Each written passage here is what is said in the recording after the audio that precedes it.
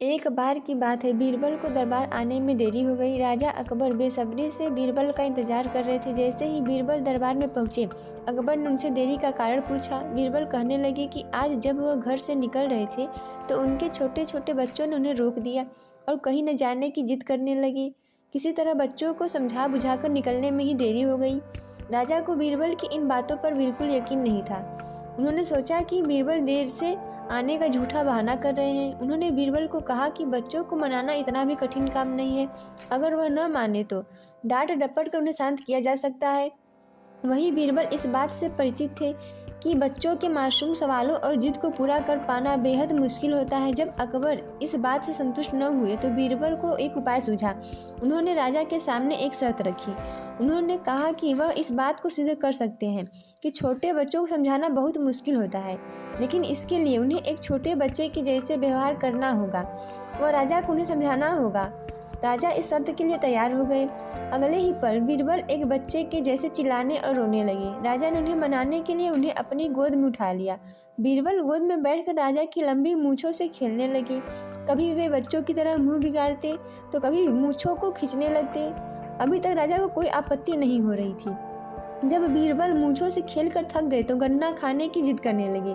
राजा ने बच्चा बने बीरबल के लिए गन्ना लाने का आदेश दिया। जब गन्ना लाया गया तो बीरबल ने नई जिद पकड़ ली कि उन्हें छीला हुआ गन्ना चाहिए। एक सेवक द्वारा गन्ने को छीला गया। अब बीरबल जोर जोर से चीखने लगे कि उन्हें गन्ना छोटे छोटे टुकड़ों में काटा हुआ चाहिए। उनकी जिद को पूरा करने के लिए गन्ने को छोटे छोटे टुकड़ों में काटा गया। जब राजा ने इन टुकड़ों को बीरबल को खाने के लिए दिया तो बीरबल ने उन टुकड़ों को जमीन पर फेंक दिया। राजा को यह देखकर बहुत गुस्सा आया। उन्होंने गुस्से से बीरबल से पूछा, तुमने गन्ने को नीचे क्यों फेंका? चुपचाप से इसे खा लो। डांट सुनकर बीरबल अब और भी जोर से रोने और चीखने लगे। अकबर ने प्यार से पूछा, कहो बीरबल, तुम क्यों रो रहे हो? बीरबल ने जवाब दिया, मुझे अब छोटा नहीं, एक बड़ा गन्ना चाहिए। अकबर ने उन्हें एक बड़ा गन्ना ला कर दिया, लेकिन बीरबल ने उस बड़े गन्ने को हाथ तक नहीं लगाया। अब राजा अकबर का गुस्सा बढ़ रहा था। उन्होंने बीरबल से कहा कि तुम्हारी जिद के अनुसार तुम्हें बड़ा गन्ना लाकर दिया गया, तुम इसे न खाकर रो क्यों रहे हो? बीरबल ने जवाब दिया, मुझे इन्हीं छोटे छोटे टुकड़ों को जोड़कर एक बड़ा गन्ना खाना है। राजा ने बीरबल की इस जिद को सुनकर अपना सिर पकड़ लिया और अपनी जगह जाकर बैठ गए। उन्हें परेशान देखकर बीरबल ने बच्चा बनने का नाटक खत्म किया और राजा के समक्ष गए। उन्होंने राजा से पूछा, क्या अब आप इस बात से सहमत हैं कि बच्चों को समझाना यकीनन एक मुश्किल काम है? राजा ने हाँ में सिर हिलाया और बीरबल को देख मुस्कुराने लगे। इस कहानी से हमें यह सीख मिलती है कि बच्चे बहुत मासूम होते हैं। अक्सर हम उनके नादान सवालों का जवाब नहीं दे पाते हैं, लेकिन फिर भी उन्हें प्यार से समझा कर व अनेक उदाहरण देकर उनकी जिद व जिज्ञासा को शांत किया जा सकता है। अकबर बीरबल की कहानी। सबसे बड़ा मनहूस कौन? एक बार की बात है, बादशाह अकबर बिस्तर से ही अपने सेवकों को पानी लाने का आदेश दे रहे थे। उसी समय बादशाह के कमरे के पास से कूड़ा साफ करने वाला सेवक गुजर रहा था। उसने जब देखा कि अकबर को प्यास लगी है लेकिन उनके आसपास कोई सेवक नहीं है, तो वह खुद ही बादशाह के लिए पानी ले गया। उस कूड़ा उठाने वाले सेवक को पानी लिए अपने कमरे में खड़ा देखकर अकबर चौंक गए, लेकिन उन्हें प्यास बहुत लगी थी। ऐसे में बिना ज़्यादा सोचे समझे अकबर ने उसका लाया हुआ गिलास पकड़ा और पानी पी लिया। उसी वक्त अकबर के कुछ खास कार्यकर्ता उनके कमरे में पहुंचे। उन्होंने कूड़ा उठाने वाले सेवक को वहां देखते ही उसे कमरे से तुरंत बाहर निकाल दिया। फिर उन्होंने कुछ देर बाद बादशाह से बात की और वो भी उनके कमरे से चले गए। तभी कुछ देर बाद बादशाह अकबर का पेट खराब होने लगा। जैसे जैसे दिन ढलता गया उनकी तबीयत और बिगड़ गई।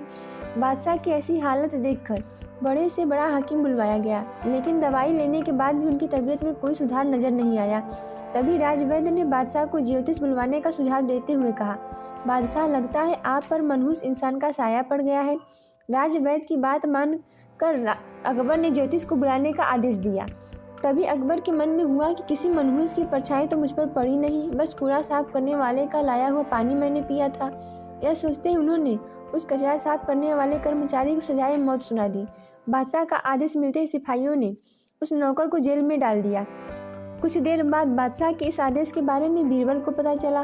वो तुरंत उस कर्मचारी के पास पहुंचे और कहा कि तुम चिंता मत करना, मैं किसी न किसी तरकीब से तुम्हें बचा ही लूँगा। इतना कहकर बीरबल तुरंत बादशाह अकबर के पास पहुंचे। बीरबल ने बादशाह अकबर से पूछा, आपको क्या हुआ, कैसे इतना बीमार पड़ गए? जवाब में अकबर बोले, बीरबल, एक मनहूस इंसान की छाया मुझ पर पड़ गई है और मैं बीमार हो गया हूँ। बादशाह का जवाब सुनते ही बीरबल उन्हीं के सामने हंसने लगे। यह देखकर अकबर को बहुत खराब लगा। उन्होंने कहा, बीरबल तुम मेरी बीमारी का मजाक उड़ा रहे हो? बीरबल ने कहा, नहीं नहीं बादशाह, मुझे तो बस इतना कहना है कि अगर मैं आपके सामने उस कूड़ा उठाने वाले कर्मचारी से भी बड़ा मनहूस इंसान ले आऊँ तो क्या आप नौकर की सज़ा माफ़ कर दोगे? अकबर ने पूछा, उससे भी बड़ा मनहूस कोई हो सकता है क्या? चलो तुम किसी बड़े मनहूस को ले आते हो तो मैं उस व्यक्ति को मुक्त कर दूंगा। तभी तपाक से बीरबल बोल पड़े कि महाराज, उससे बड़े मनहूस आप स्वयं ही हैं। उस मामूली नौकर ने तो बस आपकी प्यास बुझाने के लिए आपको पानी दिया, लेकिन आपको लग रहा है कि उसके कारण आपकी तबीयत खराब हो गई है। उस बेचारे नौकर का तो सोचिए जरा, वो तो आपको पानी पिलाने की वजह से जेल में पहुंच गया। सुबह सुबह आपको देखने की वजह से उसका दिन तो छोड़िए, पूरा जीवन बर्बाद हो गया। अब कुछ देर में उसे मौत की सज़ा मिल जाएगी। अब आप ही बताइए, तबीयत खराब होना बड़ी मनहूसियत है या मौत की सज़ा मिलना?